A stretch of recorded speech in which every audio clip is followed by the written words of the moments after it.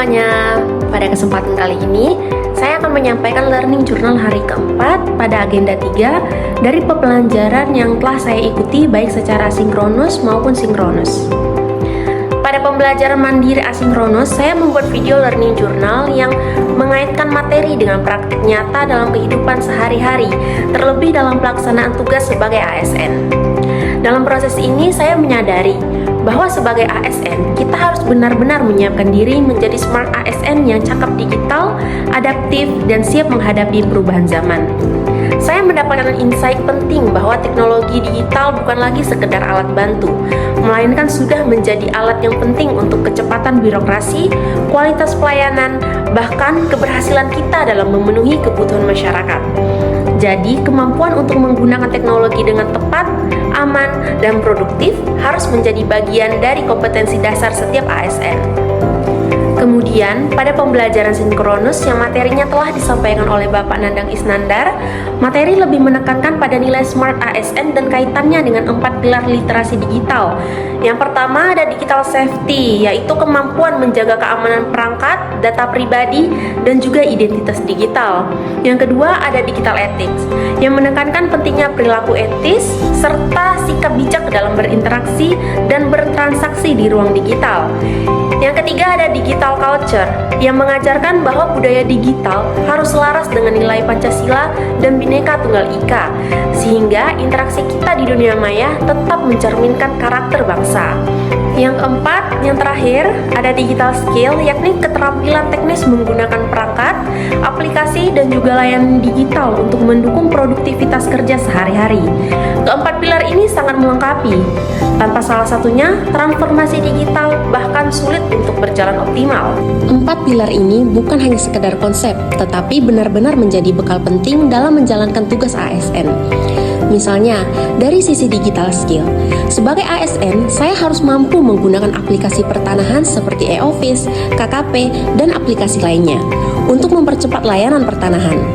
Dalam kehidupan sehari-hari, digital skill ini juga saya terapkan dengan menggunakan aplikasi keuangan digital dan juga e-commerce. Lalu, pada aspek digital safety, dalam tugas ASN, saya harus menjaga kerahasiaan data masyarakat, menggunakan two-factor authentication pada aplikasi. Sementara di kehidupan pribadi, saya rutin mengganti kata sandi, tidak mudah memberikan data pribadi di media sosial, dan selalu waspada terhadap penipuan online. Selanjutnya, digital culture. Sebagai ASN, saya terbiasa berkomunikasi daring dengan bahasa Indonesia yang baik dan sopan. Dalam keseharian, saya juga berusaha membedakan informasi mana saja yang tidak sejalan dengan nilai Pancasila di mesin telusur, seperti perpecahan, radikalisme, dan lain sebagainya. Saya juga berusaha menghargai keberagaman di media sosial dan melestarikan budaya dengan berbagi konten edukatif. Yang terakhir, ada digital ethics.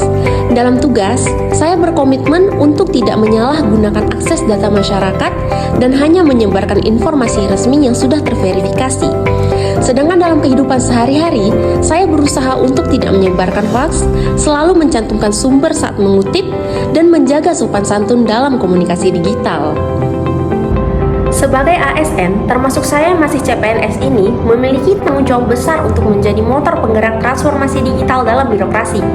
ASN dituntut untuk lebih adaptif, inovatif, dan berbasis data, agar pelayanan publik bisa lebih cepat, lebih transparan, dan lebih berkeadilan. Tuntutan ini makin terasa jika kita melihat kasus-kasus aktual yang sedang terjadi di Indonesia. Misalnya, baru-baru ini pemerintah memanggil platform besar seperti TikTok, Meta, YouTube, dan juga X untuk memperketat pengawasan terhadap konten berbahaya. Karena maraknya penyebaran disinformasi, hoax, hingga video deepfake yang dapat menimbulkan keresahan dan bahkan memicu demonstrasi. Selain itu, laporan keamanan cyber menunjukkan bahwa sepanjang semester pertama tahun 2025, Indonesia mengalami lebih dari 133 juta serangan cyber, dengan puncak hampir 45 juta kasus hanya pada bulan Juni. Fakta-fakta ini menunjukkan betapa seriusnya tantangan di dunia digital, dan sekaligus menegaskan pentingnya ASN untuk dapat memiliki literasi digital yang kuat, baik untuk menjaga keamanan data, mencegah penyebaran hoaks, maupun untuk melindungi masyarakat dari dampak negatif teknologi. Lalu, Mengapa Indonesia perlu melakukan percepatan transformasi digital? Jawabannya sederhana, karena digitalisasi adalah kunci menuju masa depan. Pemerintah sudah merencanakan visi Indonesia Digital 2045 yang mencakup 3 hal besar. Yang pertama ada pemerintahan yang modern dan responsif. Yang kedua, masyarakat digital yang melek literasi. Dan yang ketiga, ada ekonomi digital yang produktif. Namun, fakta yang terjadi sekarang, transformasi digital masih menghadapi tantangan besar. Seperti di Jawa, infrastrukturnya relatif lebih siap, tapi pemanfaatannya belum sepenuhnya digunakan untuk kegiatan produktif. Sementara itu, kita lihat di Papua dan Maluku, pembangunan infrastruktur digital masih sangat tertinggal. Artinya, percepatan transformasi digital harus berjalan secara adil dan merata, menyesuaikan dengan karakteristik tiap daerah agar tidak ada kesenjangan. Kolaborasi antara pemerintah, swasta, dan juga masyarakat sangat penting untuk memastikan semua wilayah bisa ikut maju bersama. Dari pembelajaran ini, saya mengambil hikmah bahwa literasi digital bukan hanya soal bisa memakai perangkat ataupun aplikasi, tetapi lebih luas lagi, mencakup kemampuan menjaga keamanan, membangun etika, menumbuhkan budaya positif, dan menguasai keterampilan digital untuk produktivitas.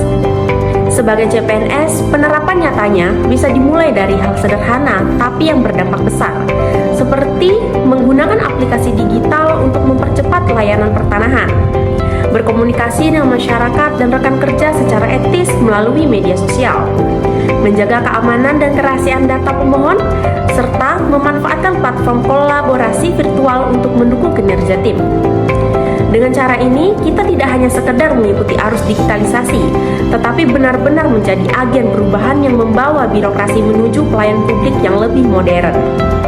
Penutup dari saya, mari kita jadikan literasi digital sebagai bagian dari budaya kerja kita sehari-hari. Kita sebagai ASN, khususnya generasi muda CPNS, harus tampil sebagai smart ASN yang dapat memenuhi 4 pilar literasi digital, yang termasuk digital skill, digital safety, digital culture, dan digital ethics. Dengan begitu, kita benar-benar berkontribusi dalam mewujudkan sinergi membangun negeri menuju Indonesia Digital 2045. Sekian penyampaian dari saya. Wassalamualaikum warahmatullahi wabarakatuh. Terima kasih.